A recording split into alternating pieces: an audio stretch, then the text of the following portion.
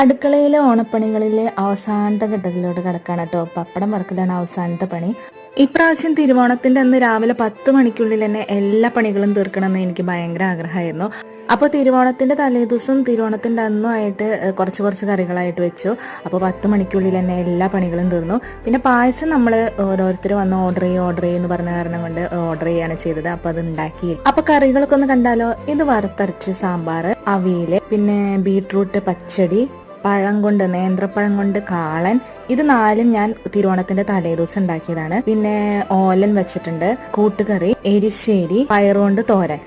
ഇതെല്ലാം തിരുവോണത്തിന്റെ അന്ന് വെച്ചതാണ് കേട്ടോ. പിന്നെ അവസാനം പപ്പടം വറുത്തിട്ടുണ്ട്, പിന്നെ നേന്ത്രപ്പഴം പുഴുങ്ങിയത്, പിന്നെ നമ്മൾ ഓർഡർ ചെയ്ത പായസം.